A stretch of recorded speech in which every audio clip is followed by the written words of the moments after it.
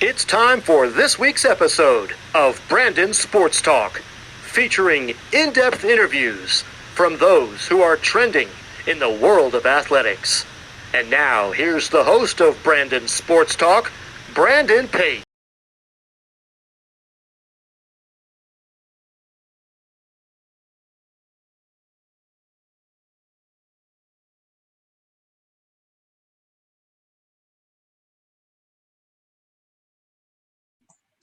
Welcome back to Brandon Sports Talk. In today's episode, I have the privilege to interview the Orlando Magic's co-owner, Pat Williams. How are you doing today?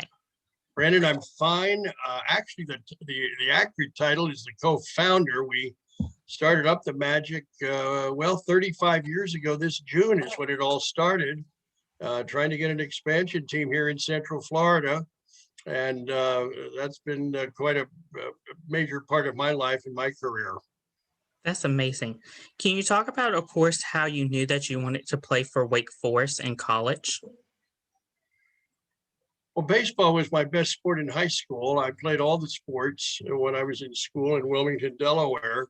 But I had an opportunity to go to Wake Forest. I was a catcher and I wanted to play college baseball, and particularly in the South. Wake Forest met all the needs that I had. I wanted to study physical education. I wanted to play in a good baseball conference. I wanted to go where the weather would be a little bit warmer. And Wake Forest met every single one of those needs that I had. It was a good match of who I was and what the school was. And I'm still very proud to be a graduate of Wake Forest University. What was it like whenever you got inducted into the Hall of Fame of Wake Forest? Well, that meant a lot to me. I don't think it was too much about my years as a four-year catcher at Wake Forest. It was probably more for my post-Wake Forest days when I got into the Phillies organization for 7 years and then spent 51 years in the NBA with different franchises. But I was very honored when Wake Forest said they'd like to induct me into their Sports Hall of Fame. That meant a lot to me. It still does. What is it like owning an NBA team? Well, I think the best answer I could give you is the value of these teams just keeps accelerating. It's unbelievable. When we came into the league in 1989, the expansion fee was $32.5 million. We've had two teams, the Clippers and the Houston team, sell for $2 billion or more. Very, very hard for me to believe. But that's what the value of these franchises are. It's a game for the very wealthy, not millionaires, billionaires, are the owners of these teams by and large. But the value of NBA teams keeps accelerating. It is truly an unbelievable thing to watch from my vantage point. How did you know that you wanted to own an NBA team? Well, my main goal was to be a general manager of a Major League Baseball team. My main goal was to be a catcher in the major leagues. But after that, I wanted to go as high on the executive ladder as I could. And I had opportunities over the years. The best one, however, was in basketball. And that's why I left baseball at the age of 28 to get into the front office of basketball. And now we're trying to redo it at the back end of my career. We're trying to bring Major League Baseball to Orlando these days. So that's the next big adventure here. We feel that this market is ready to be a Major League Baseball city, and I'm working hard on that. What is it like to be the NBA general manager for 4 NBA teams? Well, I've had a very wide, varied experiences. First in Chicago, 4 years as the GM of the Bulls, and then I went to Atlanta for 1 year, the 73-74 season, and spent 1 year there, then back to Philadelphia for 12 years from 1974 to 1986. Those were wonderful seasons. We got to the NBA Finals 4 years, won it in 1983, and then came to Orlando in 1986 for the ultimate challenge of trying to start up a team from scratch, an NBA expansion team, and that happened. And I had the opportunity to be the first GM of this franchise back in the 80s. So 80s and 90s. So it's been a marvelous career for me. What are some of your biggest accomplishments with the Chicago Bulls team? Well, when I look back at going to Chicago in 1969, pro basketball in Chicago was not healthy. There had been franchises that had come and gone over the years. Pro basketball had never gotten a toehold in Chicago. And the Bulls were not doing very well either when I arrived there in September of 1969. I was 29 years old. And in addition to trying to put a winning franchise on the floor, well, we had a huge job of trying to get people to come out to the games at Chicago Stadium. And they were not in the habit of doing that. But through many promotions and lots of hard, intense work, we were able to start getting people to come out to the games. And pro basketball slowly but surely began to catch on in Chicago. And I think that helped lay the groundwork for 1984 when the Bulls drafted Michael Jordan. And the rest is history as far as the Bulls are concerned and the success they've had. What were some of your success with the Atlanta Hawks and the Philadelphia 76ers? Well, I spent just 1 year in Atlanta, and it was not the easiest year. We didn't do very well, but we had a great player named Pete Maravich, who was not living up to his standards. And I think the thing I most remember about my year in Atlanta was trading Pete at the end of the 73-74 season.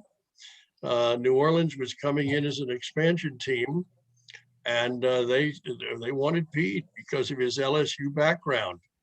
And so I negotiated with them, and we ended up making a trade, a big one, that sent Pete to New Orleans and sent a whole slew of draft picks to Atlanta. And then shortly thereafter, I left and went to Philadelphia to start my 12-year run in Philadelphia. But that's what I most remember about my year in Atlanta. What is the process of trading an NBA player? Well, it can be very complicated, particularly with the contracts that are involved, the amount of money and the salary cap, and it can be very, very precise in how you go about it.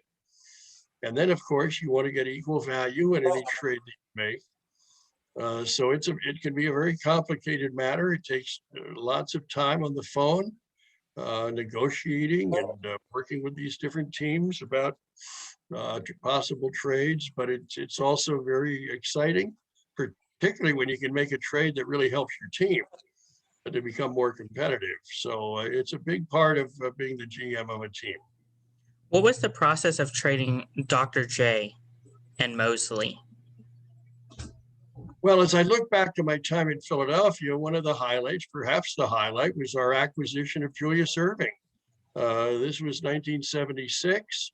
The two leagues had merged. Julius was holding out from his spring training camp in the fall of 76 with the Nets. And eventually the Nets came to the position that they needed money badly. And so we made a major trade with the New York Nets, acquired Julius for $3 million. Then we signed him for another $3 million. It was a huge deal at the time. And that's how Julius came to Philadelphia for the decade that he spent as a 76er star. And Julius helped get us to the finals on 4 different occasions. Finally, Moses Malone came along in the fall of 1982 to make Julius's job a lot easier. And Moses, of course, had a great run in Philadelphia as well. So that 82-83 team was one of the greatest in NBA history. And Julius was the key piece to that team.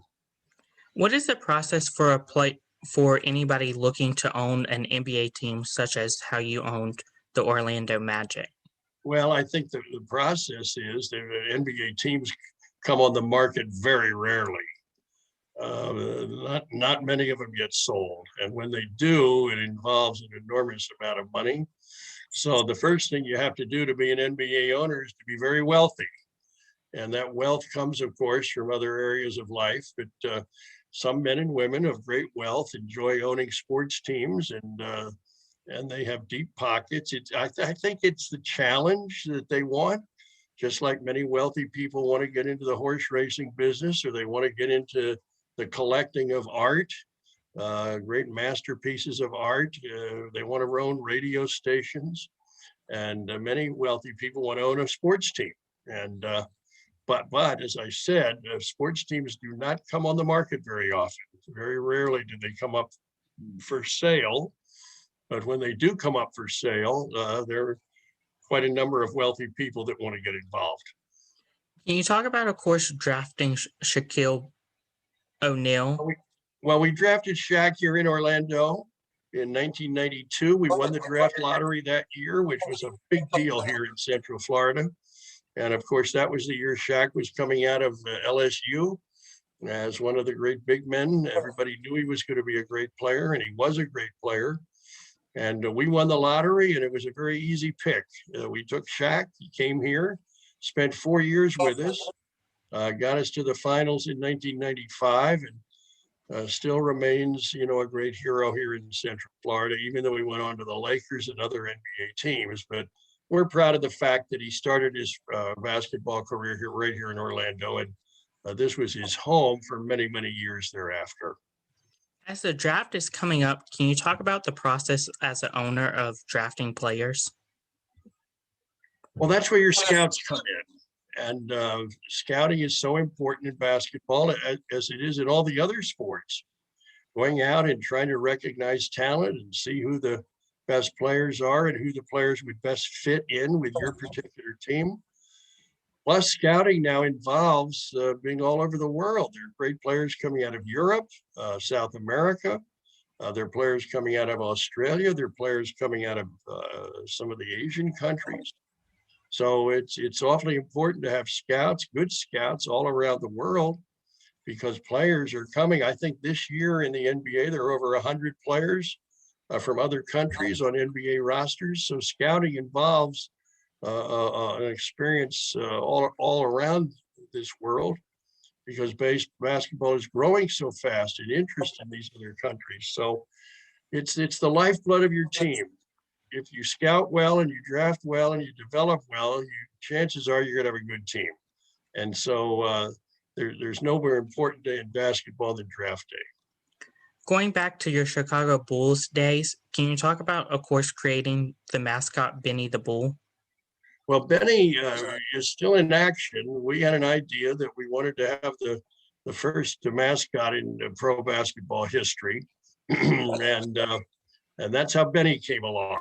And he may have been the first mascot in all of sports history. So we had this costume designed, and then we had to figure out who was going to wear it. And a fella came to me, his name was Landy Patton. And Landy got into that suit and he got absolutely infected. I mean, he became Benny the Bull. And he, for numbers of years, those early years, there was Landy in the bull suit, prancing and dancing and carrying on. And I'm still in touch with Landy, the original Benny the Bull. And Benny's still around. They've had a few costume changes and numbers of different people who wear that costume. But Benny the Bull is an original. He was the first bull. He was the bull mascot, and he was also, I think, the first mascot in pro basketball history and pro sports history, maybe. The Philly Fanatic didn't come along till the mid 70s, but Benny was up and running in the fall of 1969. What was it like to get Penny Hardaway from the draft whenever you traded picks with the Warriors? Well, that was a big night for us. It was 1993. We had won the draft lottery again. That was the year Chris Webber was coming out of Michigan. But we had our eye on another young player from Memphis named Penny Hardaway. And we just had a feeling that Penny and Shaq would make a terrific combination. So on the night of the draft, we made a trade with the Warriors. We had won the first pick. The Warriors were picking third, and we made a pick to go down to the third pick. We got 3 future firsts from the Warriors to do that. They wanted Chris Webber, we wanted Hardaway, and we got 3 first rounders in the process. And And that's how Penny got to Orlando. And he was with us those years with Shaq and Nick Anderson and Dennis Scott and Horace Grant. It was a wonderful young team. And unfortunately, Shaq departed for the Lakers, and Penny ended up with knee problems. He never was the same again. And that's my memory of Penny Hardaway. He's gone on to become a very good college coach at his alma mater, Memphis, and is building a great program there. Of course, once you signed a player, can you talk about the process of signing them after the draft? Well, fortunately, there's some regulations on what you can pay your draft picks based on where you take them from the first pick down to the 30th pick. So the negotiation on your draft choice has been simplified a great deal. And you're able to get them signed a lot quicker. So that's been very, very helpful as far as the draft is concerned. You don't read any more about prolonged holdouts of the draft picks. They get to sign pretty quickly. It's definitely the first rounders. The second rounders, they don't have a lot of bargaining room, but generally you get them signed fairly easily. Some of them decide maybe to stay in Europe another year or two. But as I said earlier, that draft and deciding your draft picks is it's really the key to having a good competitive team. What was it like whenever you got Dwight Howard from 04 to 2012? Oh, that was a great period. Dwight came out of high school in Atlanta, stepped right into the starting lineup as an 18-year-old in the fall of 2004, and was our center for years, and a great one. He was an all-star. He was a flamboyant player. He was a solid citizen, but he got restless, and he decided he wanted to be in other cities. And sadly, to me, he's bounced around Lakers to Houston to Atlanta to Charlotte to the Lakers again, back to Philadelphia. He's just become a journeyman, which I think is sad. He could have spent his whole career here and never left Orlando and would have played here for, could have easily played here for 20 years. But he got carried away and decided he'd be better off going to these other cities. I think it hurt him. I think it turned him into, as I said, a journeyman. But in his years here, nobody quite liked him. What is the life of an NBA owner during COVID and before COVID? Well, with COVID, it's been terrible. It's been so hard. Schedules have been disrupted, kind of patched together. Years, last year they played the whole thing in a bubble out at Disney. This year, the crowds have been cut way, way back. The atmosphere in the building is not like it used to. So I'm very hopeful that this fall, they're going to get back to the same schedule, get the season started on time, play the regular number of games. And I think it'll be open for fans in all the different cities to come out in full force and return the atmosphere of an NBA game back where it was. So I'm encouraged about the future. Sad about what we've been through, but Adam Silver, the commissioner's done a remarkable job of just keeping the league going through this tough period. So I think we all have reason for optimism as we look forward to this fall. Of course, before COVID, can you talk about a typical game day like for an owner? Well, in the case of a front office executive, you're busy all day long. You're on the phone. Listen, you almost have a phone attached to your ear because there are calls coming in all the time, from other teams, from agents, from the media. You're constantly in touch with people in all walks of life. And then, of course, around about 6 o'clock, you start getting ready for the game. You may get an early dinner, and then come 7, the ball goes up, and that's what you're there for. That's what you're getting paid for, to put a good, productive team on the floor. You live and die. I did with every dribble, every pass, every shot. Your life is just hanging on every play. And then comes at the end of the night comes the joy of winning or the sadness of losing. And you definitely want the joy of winning a lot more than losing. And as long as you keep producing winning teams, you're probably going to have a job. Too many losses, they begin looking for your head. So it's an exciting way to make a living, but it's not the most secure. What advice would you give upcoming professional owners that are looking to own their own professional sports team?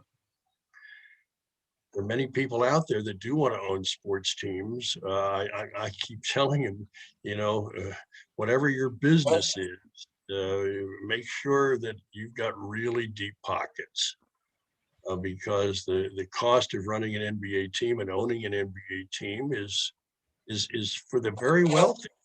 It's not for just rich people, it's super rich people.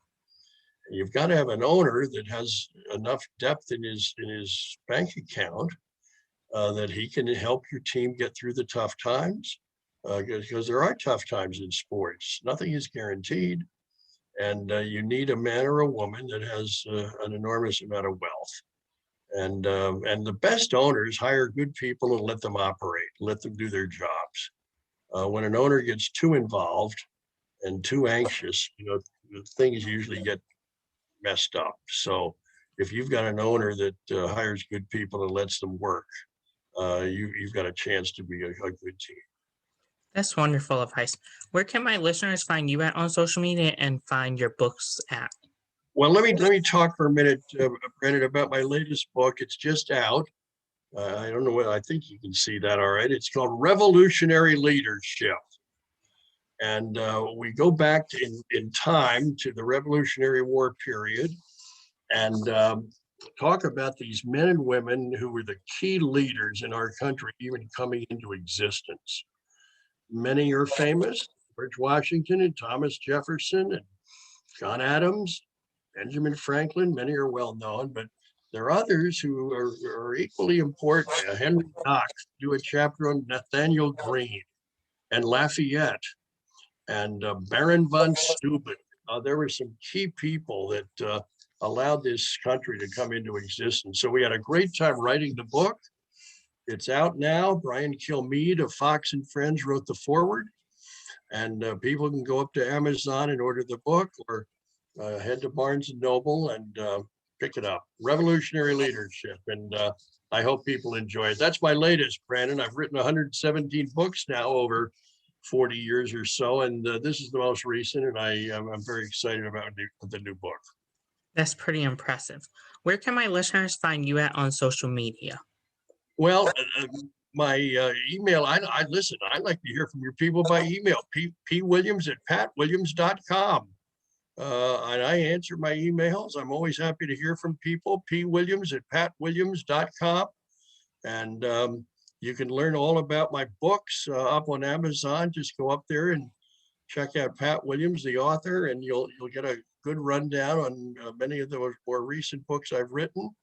And I'm always very receptive to hearing people, Brandon, from all walks of life. I enjoy that. Thank you again, Pat Williams, for your interview and talking about the Orlando Magic and your book, and look forward to seeing what the future may hold for you. Thank you, Brandon. Good to be with you. Thanks for inviting me. You too. You can find Brandon Sports Talk on Facebook at Brandon Sports Talk, Instagram at Brandon Sports Talk, Twitter at Talk_Brandon, and you can find me on YouTube at Brandon Sports Talk. Don't forget to like, comment, and subscribe. Thank you again, Pat Williams, for your interview, and best of luck. Thank you so much. Good to be with you. You've been watching Brandon Sports Talk. Please feel free to like, share, and subscribe to Brandon Sports Talk on social media and on YouTube.